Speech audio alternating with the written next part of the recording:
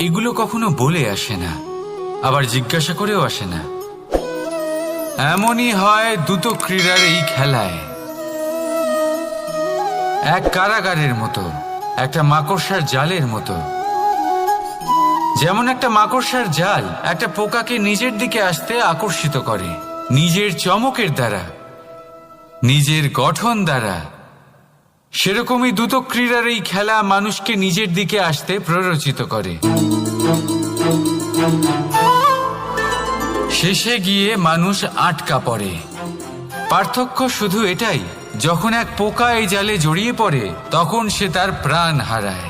মানুষ যখন এই দ্রুত ক্রীড়ায় আকর্ষিত হয়, সে নিজের মান, নিজের ধন সব কিছু হারায়, নিজের বিবেক হারিয়ে ফেলে। কিন্তু আপনি আপনার বিবেক কখনোই হারাবেন না। যদি আপনার মনে লোভ চলে আসে, আপনি লোভী হয়ে ওঠেন। যদি আপনি দ্রুত ক্রীড়ার এই খেলায় আটকা পড়েন, তাহলে মনে রাখবেন, এই খেলা থেকে ফিরে আসা প্রায় অসম্ভবই বলা যায়। নিজের বিবেক কখনো হারাতে দেবেন না, কারণ বিনাশ আসার প্রথম লক্ষণ হলো বিবেকের বোধ চলে যাওয়া। এই প্ররোচনায় কখনো পা দেবেন না। আর আমার সাথে ভালোবেসে বলুন, রাধা রাধা। বিজয়, বিজয় লাভের জন্য মানুষ কি না করে থাকে। যে কোনো সম্ভাব্য প্রচেষ্টা করে, কিন্তু নিজের বিজয় লাভের জন্য বাজিতে যা ইচ্ছে তাই রেখে দেওয়া কি উচিত কাজ? কখনোই নয়। নিজের হারানো সম্মান, নিজের হারানো সম্পত্তি, নিজের হারানো অধিকার ফিরে পাওয়ার শুধু একটাই পথ রয়েছে, আর তা হলো পুরুষার্থ, দ্রুত ক্রীড়া নয়।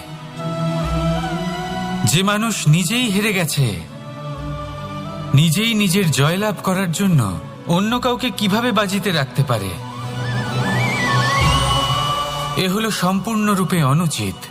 অনেক সময় অনেক ধন লাভ করার জন্য, অনেক সম্পত্তি লাভ করার জন্য আমরা নিজের আসল ধন, আমাদের আপনজন, তাদেরকে হারিয়ে ফেলতেও প্রস্তুত হয়ে যাই। এটা একেবারেই উচিত নয়। যত বড়ই সংকট আসুক না কেন, আমাদের আপনজনদের আমাদের সাথেই রাখা উচিত। নিজের বিজয়ের জন্য ওনাদের বাজি রাখা ঠিক নয়।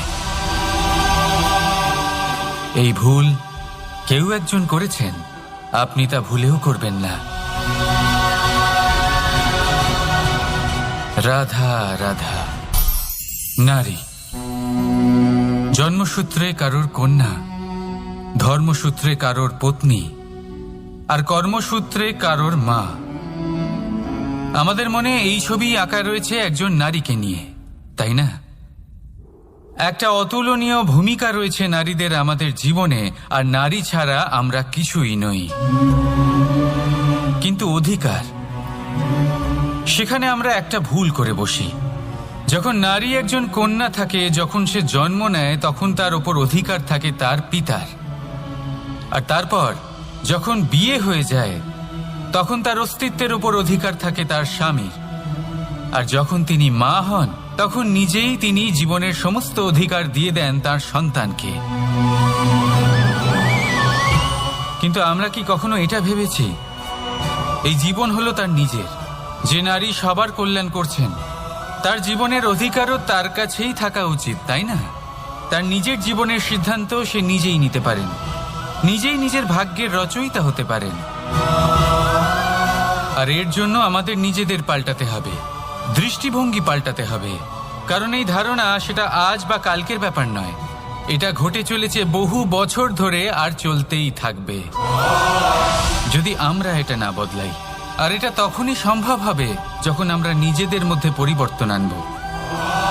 তাই আজকের পর থেকে, এই মুহূর্ত থেকে, কোনো নারীর ওপর অকারণ অধিকার স্থাপনের আগে সহস্রবার ভেবে দেখবেন। কারণ যখন নারী নিজের অধিকার কেড়ে নিতে বাধ্য হবেন, তখন শুধু এবং শুধুমাত্র বিনাশই ঘটবে। রাধা রাধা।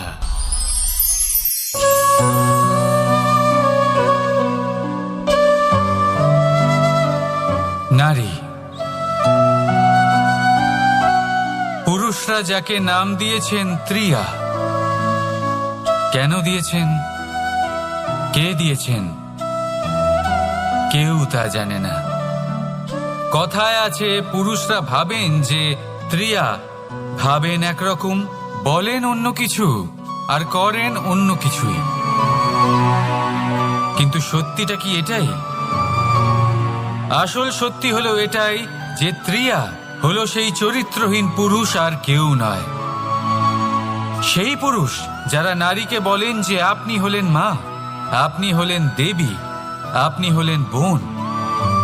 আর ভাবেন কি? ভাবেন যে এই নারী হলো আমাদের পায়ের ধুলো, আর কিচ্ছু নয়। আর কি করেন?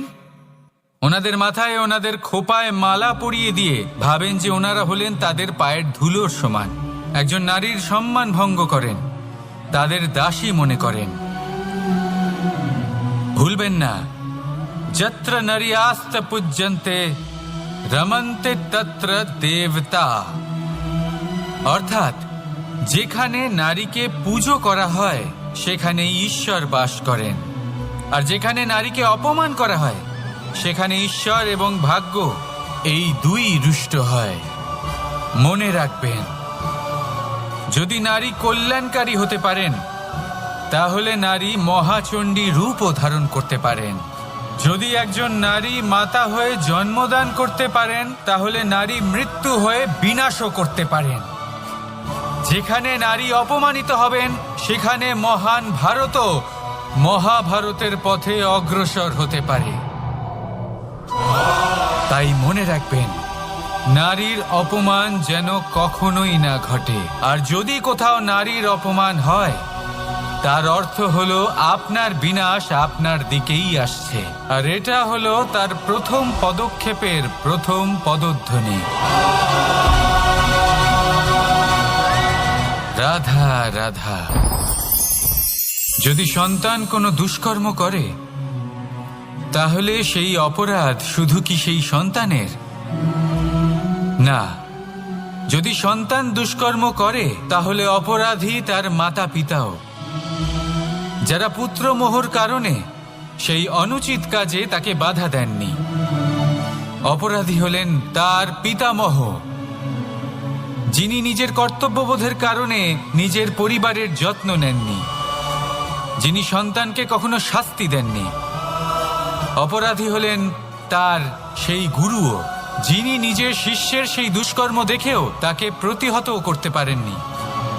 একজন হবু রাজার কর্তব্য হলো নিজের প্রজার কাছে সে যেন এক উদাহরণ প্রস্তুত করতে পারে। কিন্তু যদি এত অনুচিত উদাহরণ প্রস্তুত হয়ে থাকে তাহলে মা বাবার, বাড়ির বয়োজ্যেষ্ঠদের কর্তব্য হলো ওনারা যেন সেটা সেখানেই থামায়, হয় ভালোবেসে নয়তো শাস্তি দিয়ে। যদি না থামানো হয় তাহলে মহাভারত অবশ্যম্ভাবী। অনেক ব্যক্তির মনে একটা প্রশ্ন জাগে আমাকে আর রাধাকে নিয়ে। বলেন যে না আমি আর রাধা একসাথে থাকি, না আমাদের বিয়ে হয়েছে, আমি এখানে দ্বারকাতে ও ওখানে বর্ষণাতে, তাও এত ভালোবাসা কি করে? এ কেমন সম্পর্ক? আমি তাদের একটা সহজ কথা বলতে চাই। আপনি কখনো আয়নার দিকে দেখেছেন? নিজের দুই চোখের দিকে তাকিয়ে জিজ্ঞাসা করুন, এই দুই চোখ একসাথে কেন বন্ধ হয়, একসাথে কেন খোলে, একসাথে কেন ঘুমোয়, একসাথে কেন কাঁদে? আজীবন কোনো এক মানুষের সাথে সম্পর্ক রাখা অবশ্যই সম্ভব, তাদের সাথে দেখা না করে। আমার আর রাধার ভালোবাসাও কিছুটা এরকমই, আর কিছুটা এরকমই হয় ভালোবাসা দুই নয়নের মতো, যারা কখনোই মিলিত হবে না কিন্তু চিরকালের জন্য একসাথে জুড়ে থাকবে। এই অনুভূতি নিঃস্বার্থ হয়, আর এই নিঃস্বার্থ ভালোবাসা আপনাকে আনন্দের পথে অগ্রসর করে। জীবনে সবসময় নিঃস্বার্থভাবে ভালোবাসুন, শুধুমাত্র আনন্দই পাবেন। তাহলে আসুন আমার সাথে নিঃস্বার্থভাবে ভালোবেসে বলুন, রাধা রাধা। মানুষ, কোনো ব্যক্তির নির্মাণ হয় কিভাবে? কেউ বলবেন পঞ্চতত্ত্বের দ্বারা, কেউ বলবেন আত্মা, দেহ ও চেতনার দ্বারা, কেউ বলবেন ঈশ্বরের কৃপার দ্বারা, তো কেউ বলবেন এই প্রকৃতির পরীক্ষার দ্বারা। না, মানুষের নির্মাণ হয়ে থাকে বিশ্বাস দ্বারা। ব্যক্তি তখনই গড়ে ওঠেন যখন ব্যক্তিত্ব থাকে, ঠিক কিনা? আর ব্যক্তিত্ব তখনই হবে আর সেরকমই হবে যেরকম বিশ্বাস আপনি নিজের উপরে রাখবেন। যদি আপনি মনে করেন আপনি বিষের ন্যায় হবেন, তাহলে আপনি বিষাক্তই হবেন। যদি আপনি এটা মনে করেন যে আপনি অমৃতের ন্যায় হবেন, তাহলে আপনি অমরই হয়ে যাবেন। যদি আপনি নিজের উপরে বিশ্বাস রাখেন যে আপনি সংসারের সব থেকে উঁচু পর্বতের শিখরে পৌঁছতে পারবেন, তাহলে আপনি অবশ্যই পৌঁছবেন। যদি আপনার এরকম মনে হয় যে আপনি এরকম কখনো করতে পারবেন না, তাহলে এরকম কখনোই হবে না। ভেবে দেখবেন, বিশ্বাসের মধ্যেই বিশ্ব বাস করে থাকে, তো আপনার অস্তিত্ব কেন করবে না? যেমন বিশ্বাস আপনি নিজের উপরে রাখবেন, তেমনই আপনি হয়ে উঠবেন। সেই জন্য নিজের উপরে বিশ্বাস রাখুন, আর হ্যাঁ, ভালোবেসে বলুন রাধা রাধা। শত্রুতা, একজন মানুষ অন্য মানুষের সাথে শত্রুতা করে বসেন, দুজন ঘনিষ্ঠ বন্ধু। এমনও এক সময় আসতে পারে যখন এনারা একে অপরের শত্রু হয়ে ওঠেন। এর অনেকগুলো কারণ হতে পারে, কিন্তু মূল কারণ হলো আলোচনা। আগে হ্যাঁ, আপনি যদি কারোর বিষয়ে আলোচনা করেন তাহলে সে আপনার শত্রু হয়ে যেতে পারে। এবার মনে একটা প্রশ্ন আসতে পারে যে এটা কিভাবে সম্ভব হতে পারে? আলোচনা, এটা তো অত্যন্ত জরুরি। যদি আমি নিজের বন্ধুর খারাপ কাজের বিষয়ে আলোচনাই না করি, তাহলে সে শুধরবে কি করে? এ কথা সত্যি যে আলোচনা আবশ্যক, কিন্তু তার থেকেও বেশি গুরুত্বপূর্ণ এবং আবশ্যক হলো আপনার এই সিদ্ধান্ত। সিদ্ধান্ত এটাই যে আপনার এই আলোচনা কোন স্থানে করবেন। যদি এটা সবার সামনে করবেন ভাবেন, তাহলে তা অপমানও হয়ে যেতে পারে। যদি এটা আলাদাভাবে করেন, তাহলে তা পরামর্শ হয়ে যায়। অপমান কেউ স্বীকার করতে পারেন না, কিন্তু পরামর্শ সকলের ভালো লাগে। তাহলে যদি আপন কারোর জন্য ভালো কিছু চান, কাউকে শুধরে দিতে চান, আর আপনার মনে হয় আলোচনা আবশ্যক, তাহলে সর্বপ্রথম সময়, পরিস্থিতি আর স্থানের কথা মনে রাখবেন, নয়তো এই আলোচনা আপনাকে খুব ভোগাতে পারে। তাহলে আসুন আমার সাথে ভালোবেসে বলুন রাধা রাধা। আপনার জীবনেও কি সমস্যা রয়েছে? অবশ্যই থাকবে। প্রত্যেকের জীবনেই সমস্যা থাকে। প্রত্যেক মানুষ জিজ্ঞাসাও করেন যে এই সমস্যা আসলে কি আর কেন আসে জীবনে। আপনাকে একটা কথা বলে দিই যে সমস্যা আসলে সেটা নয় যা আপনার পথে বাধা সৃষ্টি করে, বরং সমস্যা হলো সেটাই যেটা আপনি তখন দেখতে পান যখন আপনার একাগ্রতা আপনার পথ থেকে, আপনার লক্ষ্য থেকে সরে যেতে থাকে।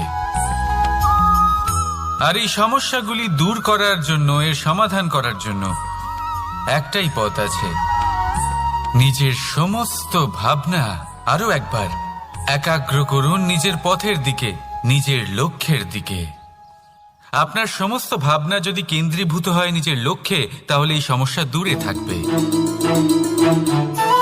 যদি এরকম না হয়, যদি আপনার মন একটু অন্যদিকে চলে যায়, তাহলে এই সমস্ত সমস্যা আবার সামনে চলে আসে আর বাড়তেও থাকে। দেখুন, যেখানে আপনার লক্ষ্য রয়েছে বান যদি সেখানেই চালাতে হয় তাহলে দৃষ্টি তো সেদিকেই রাখতে হবে। তবেই তো আপনি সেই লক্ষ্য ভেদ করতে পারবেন। সেই জন্য মনে রাখবেন, সর্বদা লক্ষ্য রাখবেন নিজের পথে, সেই পথেই সামনে এগোতে থাকুন নিজের লক্ষ্যের দিকে। আপনি যত সামনে এগোতে থাকবেন এই সমস্যা তত পিছিয়ে যাবে। তাহলে আসুন আমার সাথে ভালোবেসে বলুন, রাধা রাধা। এই পাখিরা সত্যি খুব সুন্দর, আমার খুব ভালো লাগে। আপনি নিশ্চয়ই শুনে থাকবেন যে কিছু পাখির কাছে ডানা অবশ্যই থাকে, কিন্তু উড়তে পারে না। তারা চায় উঁচু আকাশে উড়ে বেড়াতে এবং মেঘেদের সাথে কথা বলতে, করতেই পারে না। এবার এই সংসারেও পাওয়া যায় ঘুড়িও। এদের মধ্যে না জীবন আছে, না প্রাণ আছে, আর না আছে ডানা, কিন্তু এরা আকাশের সাথে কথা বলে, হাওয়ার বেগের সাথে কথা বলে, আনন্দ করে, উৎফুল্ল হয়ে ওঠে। আকাশে জীবনের কিছু মুহূর্ত কাটায়। তার কারণ কি হতে পারে? কারণ হলো সুতো। এই সুতো যদি সঠিক হাতে থাকে তাহলে এই কাগজের তৈরি ঘুড়িও আকাশের উচ্চতায় উড়ে বেড়াতে পারে। এবার এই সুতো আসলে কি? এই সুতো হলো আসলে ভালোবাসা, এই সুতো হলো আসলে বিশ্বাসের। আর এটা আপনি দিয়ে থাকেন তাদের হাতে যাদের আপনি বিশ্বাস করেন, যাদের আপনি নিজের সর্বস্ব দিয়ে দেন। ভেবে দেখুন, এই ভালোবাসা আর বিশ্বাসের সুতো আপনি যদি সঠিক মানুষের হাতে দিয়ে দেন তাহলে আপনি অনেক উচ্চতায় উঠতে পারবেন, আকাশের উচ্চতায় উড়ে বেড়াতে পারবেন, মেঘের সাথে কথা বলতে পারবেন, পাখিদের মতো উড়তে পারবেন, যা ইচ্ছে তাই করতে পারবেন। শুধু এই মানুষ সঠিক হতে হবে, এমন একজন মানুষ যার মনে আপনার জন্য ভালোবাসা রয়েছে, এমন এক মানুষ যার মনে কোনো স্বার্থ নেই, যিনি পরোপকারী, এমন একজন ব্যক্তি যিনি আপনার অস্তিত্বকে বাইরে নিয়ে আসতে পারবেন, তাকে উজ্জ্বল করে তুলবেন। তাহলে ভালোবাসুন, আনন্দ করতে থাকুন, আর এই আনন্দ সহকারে বলুন, রাধা রাধা। বাজ পাখিকে পক্ষীরাজ বলা হয়। বাজের আয়ু হলো মোটামুটি 70 বছর। এবার 40 বছর হতে হতেই ওদের পালক লম্বা এবং ভঙ্গুর হয়ে যেতে থাকে, ঠোঁট বেঁকে যায়, ডানা ভারী হয়ে যায়, অর্থাৎ আগের মতো উড়তে পারে না, সেই শক্তি থাকে না। এবার সেই বাজ কি করবে? বাজ সব থেকে কঠিন নির্বাচন করে, নির্বাচন নিজের পুনর্স্থাপনার। সর্বপ্রথম একটা বিশাল পর্বতে যায়, একান্তে নিজের এক বাসস্থান তৈরি করে, আর তারপরে পাথরের সাথে নিজের ঠোঁট বারবার আঘাত করতে করতে সেই ঠোঁট ভেঙে ফেলে। তারপরে সে অপেক্ষা করে সেই ঠোঁট পুনর্নির্মাণ হওয়ার। তারপর সেটাই করে নিজের পালকের সাথে। তারপরে নিজের ডানা থেকে এক এক করে ভারী পালকগুলো ছিঁড়ে ফেলে দেয়। আর তারপর 150 দিনের এই যন্ত্রণা সহ্য করার পরে ও ফিরে পায় নিজের ওড়বার অনন্য ক্ষমতা, সেই শক্তি। আর তারপরে ও জীবনের পরবর্তী 30 বছর বাঁচে। কি বুঝলেন আপনি? যদি ইচ্ছে শক্তি থাকে তাহলে একজন দুর্বলও শক্তিশালী হতে পারে। আপনিও এটাই করুন, নিজের অতীতের যন্ত্রণার বোঝাগুলিকে ত্যাগ করুন, আর কল্পনার খোলা আকাশে উন্মুক্ত হয়ে উড়ে বেড়ান। নিজের পুনর্স্থাপনা করুন, তবেই সর্বশ্রেষ্ঠ হতে পারবেন। আর মনে রাখবেন, এই ছোট ছোট পদক্ষেপই বড় বড় শিখরে পৌঁছে দিতে পারে। তাহলে আসুন আর আমার সাথে ভালোবেসে বলুন, রাধা রাধা। আপনি কি কখনো জলকে নিজের মুঠোতে ধরে রাখার চেষ্টা করেছেন? চলুন আজ করা যাক।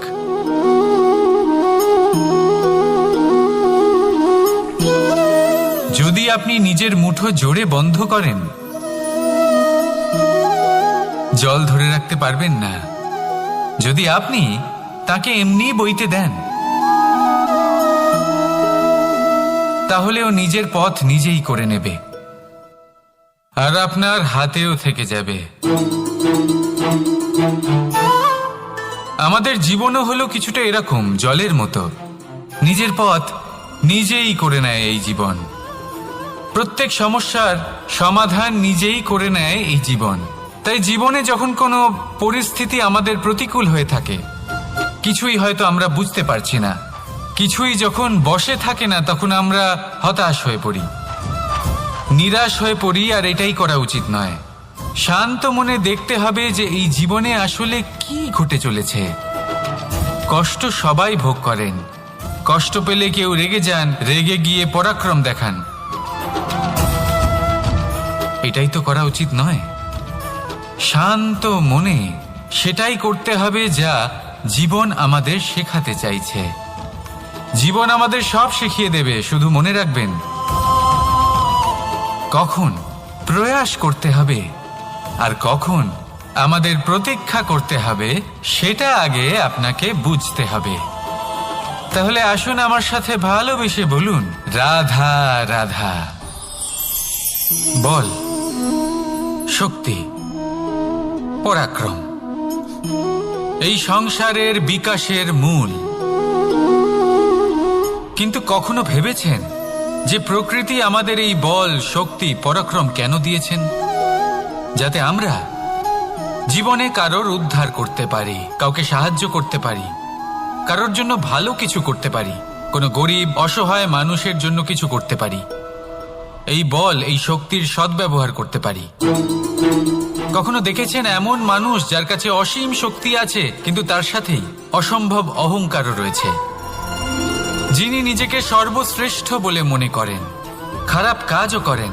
আপনি দেখবেন প্রকৃতি এবং মানুষ তাকে ভাঙতে সর্বদা চেষ্টা করেন। মনে রাখবেন, যতই সুবিশাল পর্বত হোক না কেন, তা যদি পথে পড়ে, তাকে ভেঙে পথ প্রশস্ত করা হয়। যদি আপনার কাছে বল থাকে, শক্তি থাকে, পরাক্রম থাকে, তাহলে তার সদ্ব্যবহার করুন, কাউকে সাহায্য করুন, কাউকে রক্ষা করুন। যদি আপনি আপনার শক্তির দুর্ব্যবহার করেন, তাহলে মনে রাখবেন আপনি নিজের বিনাশ নিজেই আমন্ত্রণ করছেন। এবার বল অর্জন করার পরে, শক্তি অর্জন করার পরে আপনি নিজেকে বিনাশ করতে চান নাকি এই সংসারের উদ্ধার করতে চান? সিদ্ধান্ত আপনার। রাধা রাধা। মানুষ আর ধন, এই দুইয়ের মধ্যে সম্পর্ক খুব ঘনিষ্ঠ। ধন হলো সেই শক্তি যার ব্যবহার মানুষ করে থাকে সাংসারিক বস্তু ক্রয় করার জন্য, নিজের জীবন যাপন করার জন্য। আর মানুষ হলো সেই শক্তি যারা ধনকে গুরুত্বপূর্ণ করে তোলেন। এবার একটা কথা বলি, ব্যবহার করা উচিত ধনকে আর ভালোবাসা উচিত মানুষকে। এটা বেশিরভাগ মানুষই বোঝেন না। মানুষ এখানেই সব থেকে বড় ভুল করে বসেন। তারা ভালোবাসেন ধনকে আর ব্যবহার করেন মানুষকে। এ হলো অনুচিত। দেখুন, আপনি একটা সূচের দ্বারা যুদ্ধ করতে পারবেন না, আর কোনো তলোয়ার দ্বারা বস্ত্র সেলাই করতে পারবেন না, তাই না? কোনটা কিসের জন্য হয় সেটা বোঝা অত্যন্ত জরুরি। আপনিও সঠিক দিকে অগ্রসর হন। মানুষকে ভালোবাসুন আর ধনকে ব্যবহার করুন। যদি আপনি মানুষকে ব্যবহার করেন, তাহলে আপনি ভালোবেসে ফেলবেন ধনকে। আর এই ভালোবাসা ধীরে ধীরে পরিণত হবে লোভে, আর ধীরে ধীরে এটা আপনাকে বিনাশ করে দেবে। তাহলে সমস্ত মানুষকে ভালোবাসুন আর এইভাবে ভালোবেসে বলুন, রাধা রাধা। সাফল্য কে না চান? সাফল্য লাভ করার, শিখরে পৌঁছানোর আলাদাই একটা আনন্দ রয়েছে। আর আপনজনদেরও কে না চান? প্রত্যেক মানুষ চান যেন জীবনে তার কোনো আপনজন থাকে, যারা সবসময় তাদের সাথে থাকবে। কারণ আপনজনের সাথেই তো সাফল্যের আনন্দ সব থেকে বেশি পাওয়া যায়। কিন্তু আসলে কি হয়, অনেক সময় সাফল্যের খোঁজে সেই পথে চলতে চলতে আমরা আপনদের থেকে দূরে চলে যাই। না চাইতেও দূরে চলে যেতে হয়, ওনাদের সাথে সময় কাটাতে পারি না। আর আমরা ভুলে যাই যে সাফল্যের আসল আনন্দ আপনজনদের সাথেই পাওয়া যায়। সফল হবার পরে আপনদের সাথে দেখা হলে তাদের চোখে আমাদের জন্য যে আবেগ থাকে, যে সম্মান, যে প্রেম থাকে, সেটাই হলো আসল পুরস্কার। আমরা সেই কথা ভুলে যাই এবং একা হয়ে পড়ি। বেশিরভাগ সময় এটাই হয়। বেশিরভাগ সময় সফল মানুষগুলি একা হয়ে যান। এবার আপনি কি চান? আপনি অসফল হয়ে দিনগুলি একাকিত্বে কাটাতে চান, নাকি সফল হয়ে আপনজনদের সাথে আনন্দে থাকতে চান? সেই সিদ্ধান্ত আপনার। সাফল্যের পেছনে ছুটুন, নিজেকে উজাড় করে দিন, কিন্তু আপনজনদের সঙ্গ ত্যাগ করবেন না। সেই আপনজন যারা আপনার সাফল্যের জন্য দায়ী, সেই আপনজন যিনি আপনার সাফল্যে আনন্দ পান, সুখ লাভ করেন, তাদের কখনো ত্যাগ করবেন না। আসুন আমার সাথে ভালোবেসে বলুন, রাধা রাধা। ভগবান আর ভক্ত যখন একাকার হয়ে যায়, যখন ভক্ত তার ভগবানের প্রতি এবং নিজের জীবনের উদ্দেশ্যের প্রতি সম্পূর্ণরূপে সমর্পিত হয়, তখন জন্ম নেয় ভক্তি। এই সংসারের সমস্ত আশা হয়তো আপনার সঙ্গ ত্যাগ করে দিতে পারে, তখনও ভক্তি সাথে থাকবে। ভক্ত আর ভগবান যখন একাকার হয়ে যায়, তাদের মধ্যে কোনো পার্থক্য থাকে না। তারা এক হয়ে যায়, এক ব্যক্তিত্ব, এক অস্তিত্ব। সেই জন্য কখনো জীবনে যে কোনো রূপেই, যে কোনো প্রকারেই, যে কোনো ঈশ্বরকে মান্য করুন।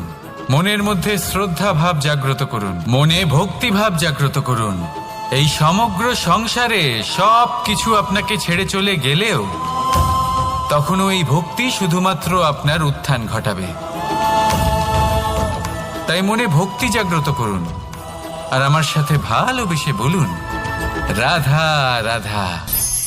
শব্দই হলো শূন্য, শব্দই হলো আরম্ভ, শব্দই হলো অন্ত, শব্দই হলো অমর, শব্দই হলো ব্রহ্ম। এই শব্দ হলো অত্যন্ত বিশেষ। কেউ কাঁদলে তাকে হাসিয়ে তোলে, কেউ হাসলে তাকে কাঁদিয়ে দেয়। কারোর মনে উদ্দীপনা জাগিয়ে তুলতে পারে, আবার কারোর মনে কাঁটা হয়ে বিঁধে থাকতে পারে। একটা অত্যন্ত গুরুত্বপূর্ণ কথা, যা বোঝা অত্যন্ত আবশ্যক। আপনার মন, আপনার হৃদয়ে যতই শুদ্ধ হোক না কেন, যতই পবিত্র হোক না কেন, আপনার দৃষ্টিভঙ্গি যতই স্পষ্ট হোক না কেন, যদি আপনার কথা পবিত্র না হয়, যদি আপনার শব্দ শুদ্ধ না হয়, তাহলে তা আপনাকে আপনার কর্মফল ভোগ করতে বাধ্য করবেই। একটা সহজ উদাহরণ দিই। আপনার জীবনে এমন কেউ অবশ্যই থাকবেন যাকে আপনি পছন্দ করেন না, যিনি হয়তো অধর্মী মানুষ, যিনি হয়তো দুর্বুদ্ধি সম্পন্ন মানুষ, কিন্তু তার জন্য অপশব্দ প্রয়োগ করলে তার মধ্যে কোনো পরিবর্তন আসবে না, তার মানসিকতা বদলাবে না। শুধু মনে প্রতিশোধ স্পৃহা জেগে উঠবে, মনে হিংসা জাগবে, আর কিচ্ছু নয়। সেই জন্য নিজের শব্দকে নিয়ন্ত্রণ করুন, নিজের কথা সংযত করুন। শ্রেষ্ঠ থেকে শ্রেষ্ঠতর মানুষকেও সাবধানী হতে হয়, কারণ যদি এই শব্দের প্রয়োগ সঠিক না হয়, তাহলে আজীবন মানুষকে নির্বাক হয়ে থাকতে হতে পারে। তাহলে নিজের শব্দ নিয়ন্ত্রিত রাখুন, নিজের কথাকে শুভ করুন, এতে প্রেমবোধ জাগিয়ে তুলুন, আর সেই প্রেমবোধ নিয়েই বলুন, রাধা রাধা। বরদান এবং অভিশাপ, এই দুই হলো একই মুদ্রার দুটি পিঠ। এই বরদান আমরা অনেক কারণে পেতে পারি।